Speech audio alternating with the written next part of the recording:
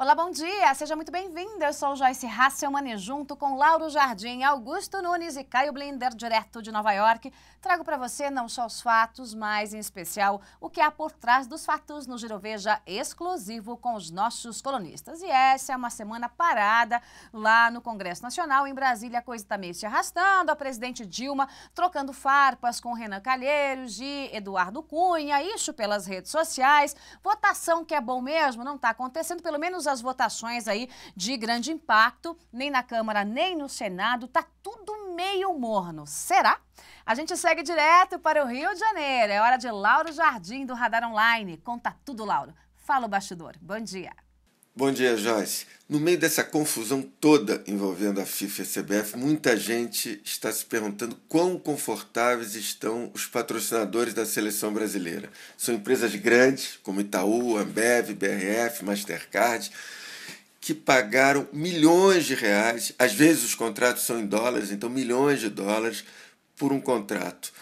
Eu conversei ontem com 4 representantes, 4 diretores e alguns presidentes de grandes empresas, dessas grandes empresas que patrocinam a seleção, e a resposta é unânime.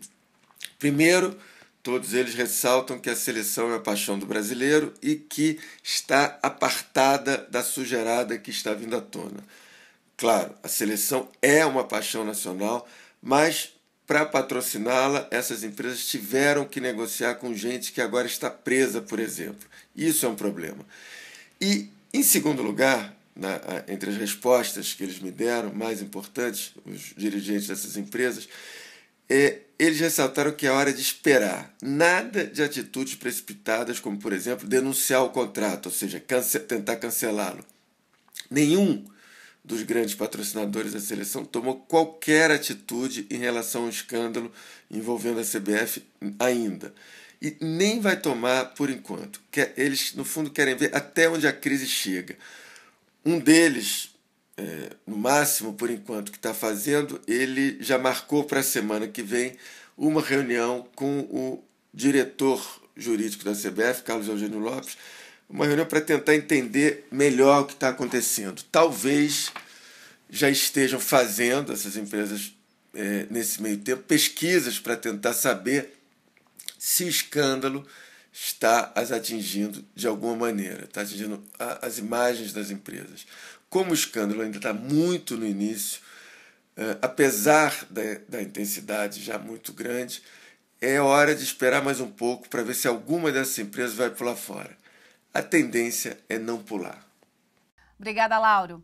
E hoje os jornais chilenos destacam aí a desaprovação, a queda de popularidade da presidente Michelle Bachelet, ela que está com os índices aí lá embaixo. Mas isso, se for comparado com a presidente Dilma, na verdade acaba sendo um grande elogio para Bachelet. Bachelet tem que piorar muito para chegar perto de Dilma Rousseff. Ela tem 66% de reprovação.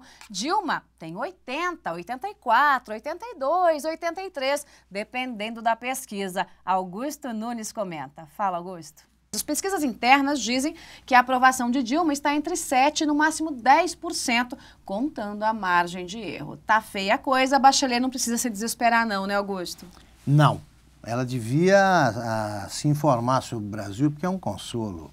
A marca que ela atingiu é uma marca com que hoje a presidente Dilma sonha. Chegar uma dessas, porque ela tem, você estava dando esses números todos, ela está com 8 no Rio, onde ela venceu e bem. Né? O Aécio Neves há 7 meses, e agora despencou também. Despencou em todo o Brasil, e acho que se desenha agora, Joyce, um fenômeno que vai, esse sim, acelerar a decomposição política do PT, que é a debandada dos prefeitos.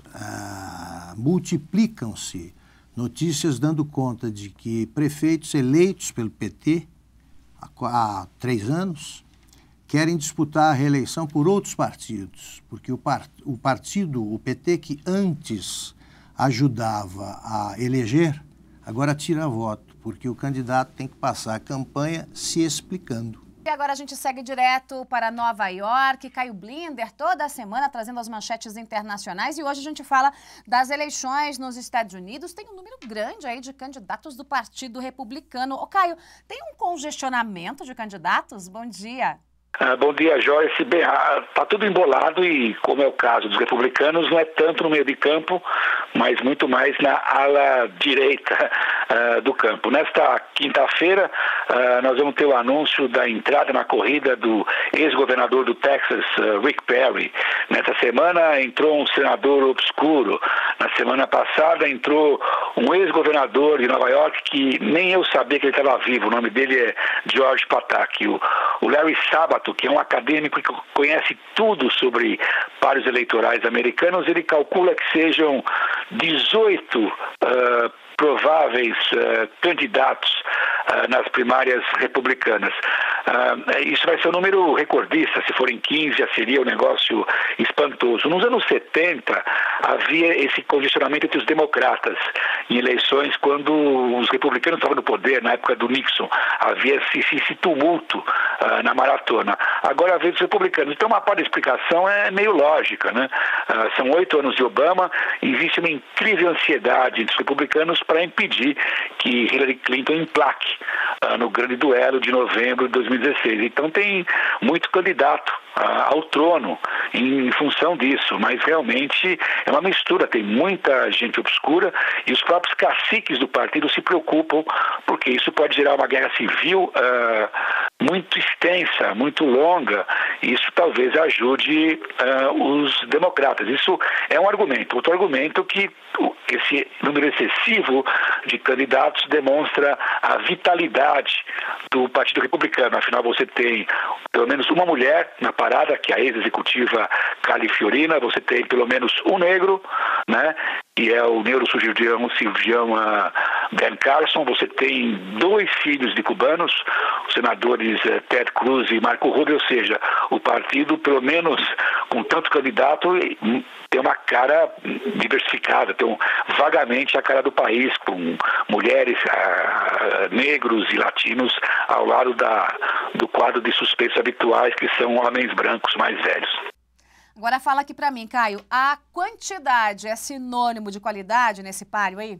Não totalmente. Você tem 2 esferas. Você tem um nível realmente de baixo nível de candidatos, inclusive quem está até ameaçando entrar na disputa é o bilionário Donald Trump.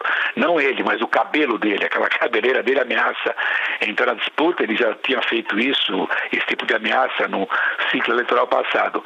Então essa parte é o aspecto circense da disputa, que é muito volátil, cada vez um sobe e desce nas pesquisas. Por outro lado, você tem realmente um primeiro time de candidatos mais qualificado do que no pleito passado. Muitos senadores é um problema, porque realmente os americanos preferem governadores ou ex-governadores na presidência. O Obama foi a exceção, como o John Kennedy. Obama era apenas um senador em primeiro mandato quando ganhou. Você tem essa questão agora com os republicanos. Mas você tem um pessoal qualificado, Marco Rubio, que é senador do primeiro mandato, uma espécie de Obama republicano, jovem, 43 anos. Ele é uma figura interessante, estava fazendo uma lição de casa intensiva sobre todos os assuntos. Ele tem carisma, ele tem uma bela história de origem humilde, então é um bom nome. Você tem nomes obscuros brasileiros, como o governador de Wisconsin, Scott Walker. É um nome polêmico, mas ele brigou feio, com coragem, contra os sindicatos de funcionários públicos, tem muitos privilégios, como no Brasil, aqui nos Estados Unidos também. Então ele pode ser um nome forte e também de origem humilde. Isso é uma coisa muito interessante, em contraste a esse aspecto dinástico e plutocrático da disputa, que você tem, obviamente, a Hillary Clinton e, no caso dos republicanos, o Jeb Bush, filho e irmão de presidentes, em um sessentão. Mas o Jeb Bush realmente em relação ao irmão, é um catedrático, é uma pessoa bem preparada, articulada, você entende o que ele fala. Então, nesse ponto, se você pensar na primeira linha, nesse batalhão, de gente concorrendo, você tem bons candidatos, como o Jeb Bush, o Marco Rubio e o Scott Walker, que nas pesquisas estão bem posicionados. Mas é muito cedo para falar em pesquisa. Primeiro você tem que acabar com essa embolação de tanto candidato e depurar um pouco o ambiente, que realmente está muito poluído com muito candidato. Obrigada, Caio Blender, falando direto de Nova York. Eu vou ficando por aqui. Muito obrigada aí pela companhia de todos. Daqui a pouquinho tem 1 Minuto com Augusto Nunes. Ele que traz um conselho muito, mas muito precioso para a presidente Dilma Rousseff. A gente espera você. Tchau.